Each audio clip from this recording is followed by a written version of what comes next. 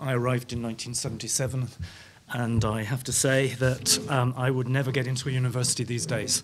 I look at my formidably qualified younger colleagues who have teaching experience, who have publications and so on. I came without any publications, without a PhD. I was doing a PhD, but it wasn't finished, and I certainly had no teaching qualifications. But nevertheless, I was extremely delighted, not only because it was a job, but because it was already a university with a strong commitment to the kind of history that I was already doing and wanted to do more of. And that, I suppose, was very much a reflection of the times, the turn in history towards the social history, history from below, history concerned with ordinary people. And although the department, I have to say, was always very pluralistic, and people like Geoffrey himself, Simon Collier, were doing very different kinds of things. My colleague Fiona, who arrived exactly the same day as I, was doing, again, a different type of history. But within the department, people like John Walter, and myself were very committed to the idea of a history of ordinary people, a history that gave dignity back to ordinary people. And this, I think, was mirrored by people like Paul Thompson in the sociology department. There was also, I think, in tune with the time, a certain orientation of history towards the social sciences. And that is one of the changes, I think, that's taken place in the intervening period. The other thing which was much, much more strange was this idea of comparative history. I was asked at interview whether I would be willing to teach a course on comparative labour movements, and of course I said yes. And then on the train home, I thought, goodness, whatever is comparative history? And the more I thought about it, the more I realised that I had imbibed all the kind of British empiricist resistance to the idea of ranging widely. I had invested a great deal of time and effort into learning Russian, into developing a specialism, and I think I thought that this would be what I spent the rest of my academic career pursuing. But in fact, for me, the emphasis on comparative history, which I think was always probably more registered in teaching than in the particular types of research that people did, that emphasis has been hugely important in terms of the way my own academic career developed. But I think it was very, very much a pioneering feature of the department that it had 3 core courses, which were compulsory, they no longer exist, which did begin with Europe, but by the 3rd year, we're thinking very much about Europe in a global way. This was long before buzzwords like global history were popular. And this was a challenge. I and Fiona were both immediately put into teaching Europe and the world, and for the first time I had to read about Latin America or Africa or aspects of European history that I knew very, very little about. And for me that was a great challenge, but also very, very intellectually stimulating. In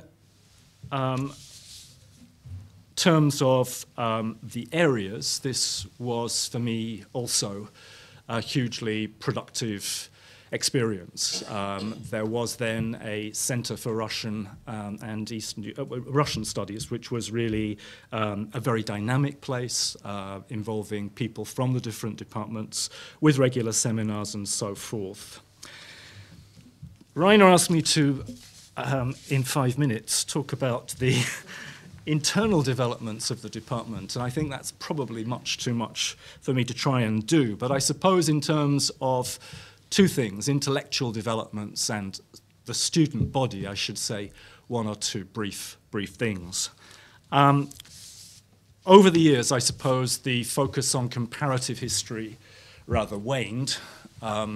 I was recently, or not so recently, 3 years ago, appointed to a chair in comparative history in Florence, and I thought, aha, finally, this is my chance to do comparative history, only to discover that among those academic cultures where comparative history has been most firmly rooted, particularly the German and the Scandinavian and the Dutch contexts. Now, comparative history is very, very much under scrutiny, not to say seen as really rather démodé, rather out of fashion, and the buzzwords these days are cultural transfer, entangled histories, transnational histories, all of things, of course, which I don't do. So I am seen as some, really rather primitive type who they think assumes that comparison is between nation states, that boundaries are fixed, that we can't think about linkages and processes and transfers and all those kinds of things.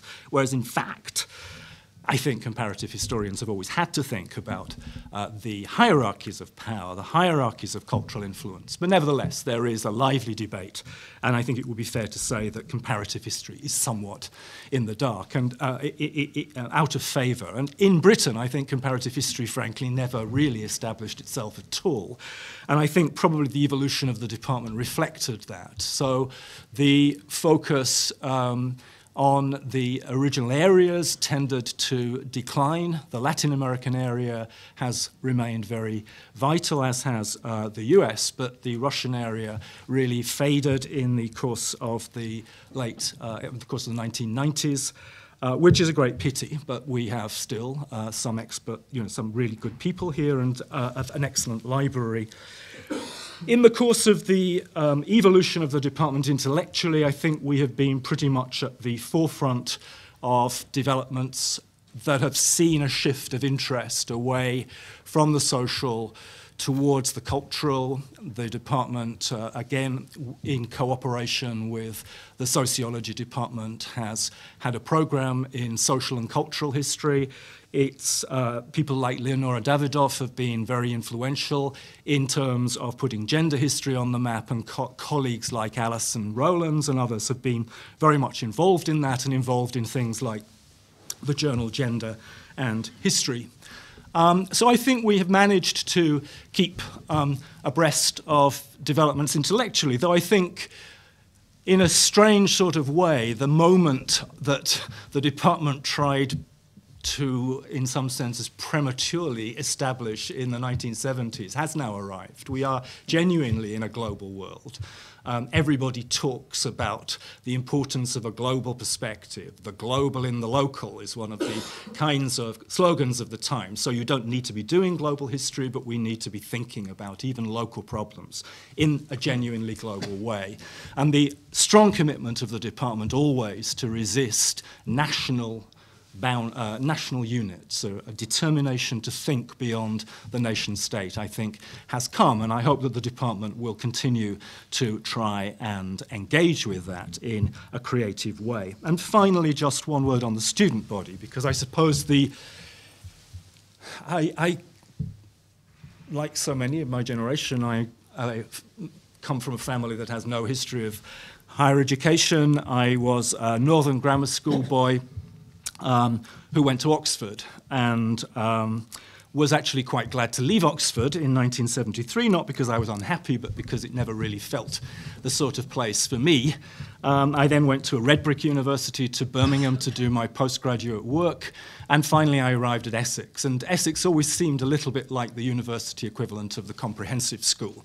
It was where, most people went, and it's been, for me, extremely rewarding to teach students who, by and large, have not been hugely academically well-established, well-credentialed, but students who, on the whole, have been committed to learning, who, for the first time, have been taken out of their local environments, usually, and have had to engage not only with new ideas, but with people from different backgrounds, people from different nationalities. And I think on the whole, this is something that has been particularly associated with Essex. You can still, as I do frequently, go to universities which seem to me still to be extremely middle class, extremely white, extremely unreflective of the world in which we now live in the 21st century. And Essex has never felt like that. But I do fear that with these new proposals from the government, that those who come from cultures like mine, really, which have no particular commitment to higher education will be deterred by the prospect of very, very large debts. And I hope that we, as a university, will stick to our strong belief that universities are potentially for anybody with the ability and the desire for higher education. It's been, of course, a story of great expansion of student numbers, and as that's happened, forms of teaching have changed. But I think, by and large, the fact that the department does so well on student satisfaction rates is a reflection of the fact that it has managed to teach a humane education, one that is strongly committed to the value of humanities in itself, and yet has always managed to persuade students that doing this is also good for life. Doing humanities, doing history is not something that takes you away from a potential career. It is something that gives you skills for life and for a career. And I think we, again, have been really rather at the cutting edge in terms of trying to emphasize the usefulness of history for jobs of all kinds. And again, we will need to continue to do that even more in the future. Thank you.